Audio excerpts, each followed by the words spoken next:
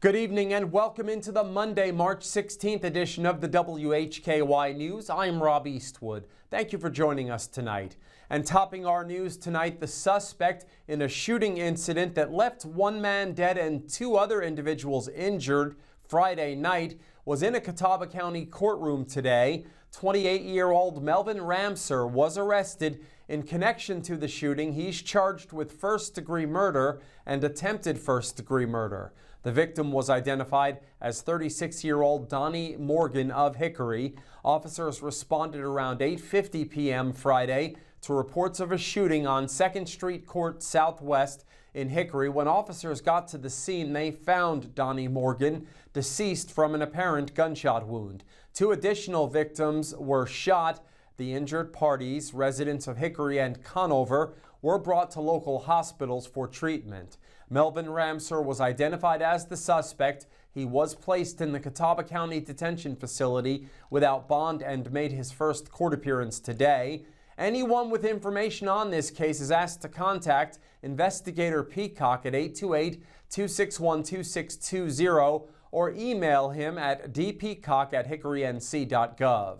And new at 10 o'clock, we have more details on a standoff in Hickory earlier today.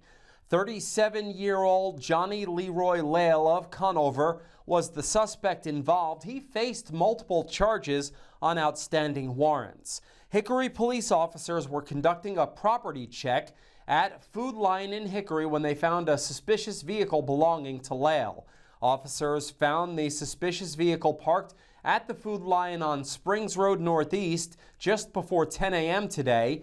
Officers attempted communication with the suspect inside the vehicle with no response. Officers later made entry into the vehicle and took Lale into custody at 12:17 p.m. They then transported him to an area hospital for medical evaluation.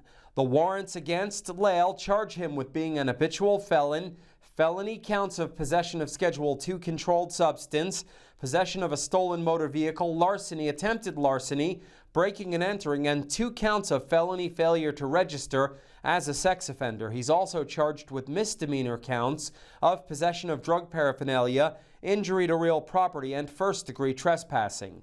The Catawba County Sheriff's Office, the Hickory Fire Department, and Catawba County EMS also responded and assisted with this incident.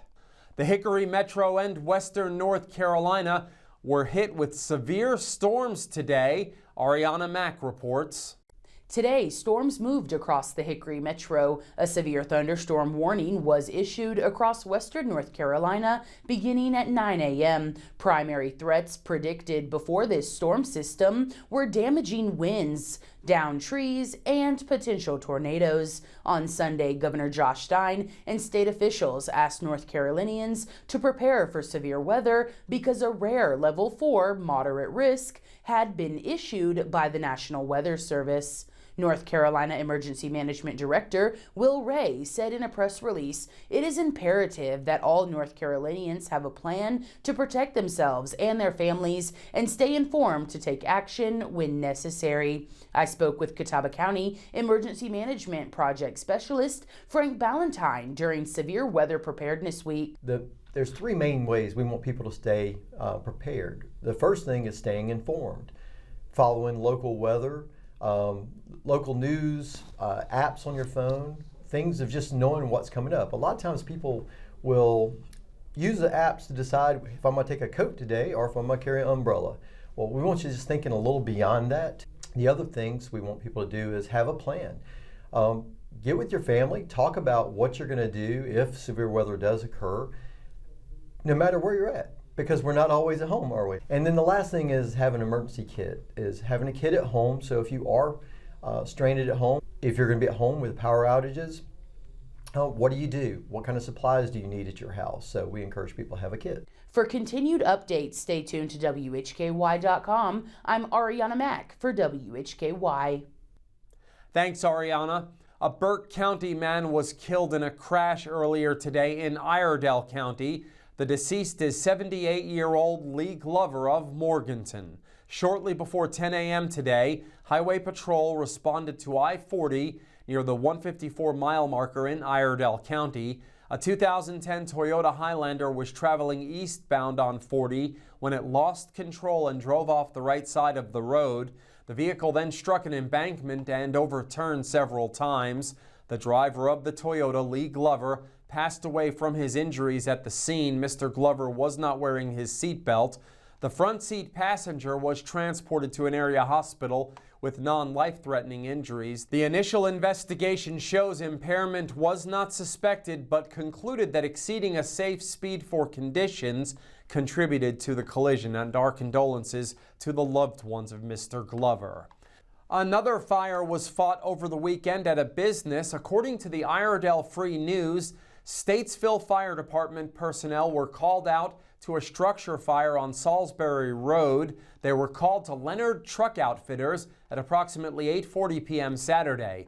Statesville Engine 3 was first on the scene. They spotted heavy smoke showing from the single-story commercial structure. The fire was placed under control by 9:08 p.m. According to the published report, no injuries occurred as a result of the fire, and the cause is under investigation. In today's crime report, Ariana Mack has details on a kidnapping case in which an arrest was made over the weekend. In local sports, Jason Savage recaps the weekend. In sports, that included a state championship for a Hickory Metro girls basketball squad. In community focus, Ariana reports on the naming of an assistant city manager in a Hickory Metro city. We are on over-the-air TV every weekday at 5:30 and 10 p.m. on channel 14.2, and now live at 5:30 on the WHKY YouTube channel and 10 o'clock on the WHKY Facebook page. We're also in multiple cable systems, including Compass in Morganton. I'm Rob Eastwood, and this is the WHKY News.